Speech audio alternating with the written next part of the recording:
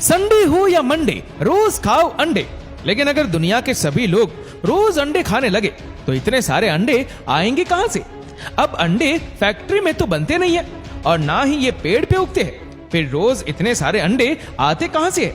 चलिए आज की इस वीडियो में हम आपको बताते हैं आखिर इतने सारे अंडे आते कहां से हैं। दोस्तों, एक वक्त था जब केवल नॉन वेजिटेरियन लोग ही अंडे खाने के शौकीन हुआ करते थे, लेकिन आजकल ज्यादातर लोग केवल सेहत के पर्पस से इसे खाने लगे हैं, खास तौर पर बॉडी बनाने के शौकीन लोग। इसके अलावा आजकल तो कई ब्यूटी प्रोडक्ट्स में भी अंडा आने लगा है। कुल मिलाकर कहा जाए तो अंडे की डिमांड पहले से कई गुना ज्यादा बढ़ गई है और इसका अनुमान आप इसी बात से लगा सकते हैं कि इंडिया में रोज 25 करोड़ अंडे बिक जाते हैं और इसकी वजह से अंडे की कीमत भी बढ़ने लगी है। कभी 2 रुपए में मिलने वाला अंडा अब 8 से 9 रुपए में बिक रहा है और अंडे की बढ़ती जरूरतों को पूरा करने के लिए उनकी प्रोडक्शन को भी बढ़ाने की जरूरत है और इसीलिए आजकल पोल्ट्री फार्म में नई नई मशीनों का भी इस्तेमाल किया जाने लगा है। आजकल के पोल्ट्री फार्म्स पहले की तुलना में काफी एडवांस हो गए। अच्छा बताइए कि जब आप पोल्ट्री फार्म का नाम सुनते हैं तो आपके दिमाग में क्या इमेज आती है? हमें पता है कि आपके दिमाग में छोटे से पिंजरे में काफी सारी मुर्गियों की पिक्चर आ रही होगी, जहां मुर्गियों को ना ठीक से दाना नसीब होता है और ना पानी। लेकिन आज हम आपको एक ऐसे पोल्ट्री फार्म की सैर पर लेकर जाने वाले हैं जिसे देखने के बाद पोल्ट्री फार्म को लेकर आपकी सोच ही बदल जाएगी। आजकल पोल्ट्री फार्म पूरी तरीके से ऑटोमेटिक होते हैं, जहां ह्यूमिडिटी कंट्रोल, टेम्परेचर कंट्रोल, इसी के साथ साथ सारे काम ऑटोमेटिक होते हैं, जिसकी वजह से आपको ज्यादा लेबर की जरूरत नहीं पड़ती। दोस्तों, आजकल के पोल्ट्री फार्म में पूरा एटमॉस्फेयर इस तरह से तैयार किया जाता है कि मुर्गियां यहां आराम से रह सकती है और इसका कारण यही है कि अगर मुर्गियों को अच्छा एटमॉस्फेयर मिलता है तो वह जल्दी बढ़ती है और हेल्दी रहती है। मुर्गी पालन की शुरुआत छोटे छोटे चूजों के साथ होती है। इन चूजों को बहुत ही ज्यादा केयर की जरूरत होती है और ये बहुत ही नाजुक होते हैं। इन्हें प्रॉपर डाइट मिले, इसके लिए पूरे फर्श पर दाना बिछा दिया जाता था ताकि ये नन्हे चूजे किसी उल्टे सीधे कीड़े को ना खा ले। साथ ही वहीं पर पानी का पूरा इंतजाम रहता है ताकि इन चूजों को पानी के लिए परेशान ना होना पड़े। जब ये चूजे बड़े हो जाते हैं तो इनमें से मुर्गियों को अलग करके उन्हें अलग अलग कंपार्टमेंट में रख दिया जाता है। यहाँ जरूर मुर्गियों को बहुत ही कम जगह में एडजस्ट करना पड़ता है, क्योंकि यहाँ एक कंपार्टमेंट में 8 मुर्गियों को रखा जाता है। इसी कंपार्टमेंट में मुर्गियों को दाना पानी भी दे दिया जाता है। दिन में एक बार उन्हें धूप में भी लाया जाता है, क्योंकि मुर्गियों की अच्छी सेहत के लिए सूरज की धूप बेहद जरूरी होती है। आराम से घूमते हुए कई मुर्गियां यहीं अपने अंडे देती है, जिन्हें उठाने का काम यहाँ मौजूद एक मशीन का होता है। यह मशीन मोशन सेंसर मशीन होती है, क्योंकि मुर्गियों को बिल्कुल भी डिस्टर्ब नहीं करती। यह मशीन वहां मौजूद अंडों को इस तरह से उठाती है जिससे ना तो अंडे टूटे और ना मुर्गियों को चोट लगे। पोल्ट्री फार्मिंग में सबसे मुश्किल काम है मुर्गियों को पकड़कर वापस उनके कंपार्टमेंट में डालना। अब खुद सोचकर देखिए कि अगर आपको एक मुर्गी को पकड़ने को कहा जाए तो आप उसके पीछे भाग भाग कर थक जाएंगे, लेकिन मजाल है मुर्गी पकड़ में आ जाए। अब यहाँ तो हजारों मुर्गियां हैं तो उन्हें पकड़ने में तो महीनों लग जाएंगे, लेकिन ऐसा नहीं है। असल में यह काम भी मशीन से ही किया जाता है। इस मशीन का नाम है चिकन कैचर मशीन। नाम से ही पता चल रहा है कि यह मशीन चिकन पकड़ने का काम करती है। इस मशीन में आगे की तरफ 2 ड्रम होते हैं जिन पर रबर की फिंगर्स बनी होती है, जो कि मुर्गियों को पकड़ लेती है।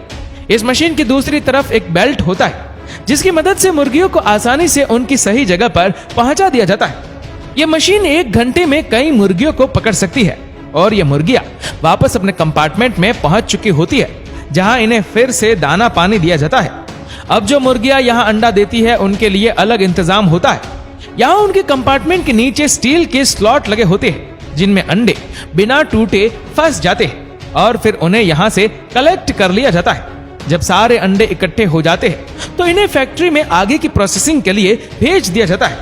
अंडे पैक करना आसान नहीं होता, क्योंकि अंडे छोटे से झटके से भी टूट सकते हैं। अंडे अब कन्वेयर बेल्ट पर आगे बढ़ते जाते हैं, जहां उन पर पानी की बौछार गिराई जाती है और बेल्ट पर लगा नरम ब्रश उन्हें घिसकर साफ करता जाता है। इस प्रोसेस के बाद अंडे एकदम साफ हो जाते हैं। अब अंडों को चेक किया जाता है और जिन अंडों में क्रैक होता है और जो पूरी तरह खराब होते हैं उन्हें अलग कर दिया जाता है और इस काम के लिए अंडों को एक स्पेशल डिवाइस से चेक किया जाता है। ये मशीन सभी खराब अंडों को अलग कर देती है और अच्छे अंडे आगे पैकिंग के लिए भेज दिए जाते हैं। आगे कन्वेयर बेल्ट पर एक सक्शन पाइप अंडों को उठाकर ट्रे जमाता जाता है और उसके बाद इन ट्रेस को एक के ऊपर एक जमा दिया जाता है। ये पूरा काम मशीनों से किया जाता है। जब सारी एक ट्रेस पैक हो जाती है तो उन्हें मार्केट में भेज दिया जाता है। इसके अलावा आजकल अंडे के पीले भाग को अलग करके भी बेचा जाने लगा है। लोग इसे काफी पसंद करते हैं। इसके लिए अंडों को एक कन्वेयर बेल्ट पर डाल दिया जाता है जिसके ऊपर एक पतली सी लोहे की स्ट्रिप लगी होती है। एक हल्के से झटके से अंडों को तोड़ देती है। उसके बाद इन्हें एक स्पेशल टाइप के कन्वेयर बेल्ट से गुजारा जाता है जहां अंडे का पीला भाग और सफेद भाग अलग अलग जमा कर लिए जाते हैं। इसके बाद पीले भाग को पैकेट में भरकर मार्केट में भेज दिया जाता है। ये काम भी पूरी तरह मशीनों से ही होता है और इस तरह रोज करोड़ों अंडे बनकर तैयार हो जाते हैं ताकि हम अंडे खाकर अपनी सेहत बना सकें। वैसे अंडे खाने से केवल सेहत ही नहीं बनती बल्कि कई और फायदे भी होते हैं। अंडों में भी विटामिन बी के कई प्रकार होते हैं। उनमें से एक है विटामिन डी और उनके साथ अन्य कई तरह के पोषक तत्व पाए जाते हैं जो कि शरीर के विकास के लिए बहुत जरूरी है। यही कारण है कि सभी लोगों को रोजाना कम से कम एक अंडा खाने की सलाह दी जाती है और अंडे को सुपर फूड भी कहा जाता है। वैसे दोस्तों आपको बता दें कि आजकल मार्केट में नकली अंडों का भी चलन चल रहा है। भले ही ऐसा काम बेहद कम मात्रा में होता है। ऐसे अंडे जिसकी एक्सपायरी हो जाती है। आपको ना मालूम हो तो कई देश ऐसे हैं जहां पर अंडों पर एक्सपायरी डेट लिखी होती है। हम जब दुकान से अंडे खरीद कर लाते हैं और अंडों का कंजप्शन कर लेते हैं, जब वो आमलेट के फॉर्म में खाते हैं पता नहीं चलता कि अंडा खराब हो चुका है। जब कभी घर में जानकार महिलाएं अंडे से कोई भी चीज बनाती है या किसी भी रसोइये को पता होता है कि अंडा खराब हो गया है या नहीं, लेकिन हॉस्टल में रहने वाले लड़के लड़कियां जिन्हें ज्यादा खाना पकाने का एक्सपीरियंस होता नहीं है वो कभी कभी समझ नहीं पाते कि ये अंडा खराब हो चुका है और उसे खा लेते हैं और तबीयत खराब हो जाती है। कई बार पेट में गंभीर बीमारी भी हो जाती है। उसी के साथ खराब अंडों को होटलों में भी सप्लाई कर दिए जाते हैं। होटलों में तो आपको पता ही है कि सारा काम किस बेसिस पर होता है। ऐसे में जो बासी अंडा रहता है उसी से आमलेट बनाकर सर्व कर दिया जाता है। उसे ही सब्जियों में इस्तेमाल कर लिया जाता है। इससे नुकसान बहुत ज्यादा होता है। नकली अंडों के खिलाफ और खराब अंडे जो बेचते हैं इसके खिलाफ सतर्क रहने की बहुत जरूरत है।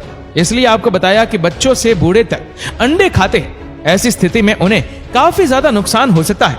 इसलिए हमारी जिम्मेदारी बनती है कि इस किस्म का मिलावट का खाना या खराब सामान बेचने का काम अगर होता है तो उसकी रिपोर्टिंग आपको जरूर करनी है। वो बात अलग है कि आजकल जो अंडे पैदा किए जाते हैं वो देसी अंडे तो है नहीं।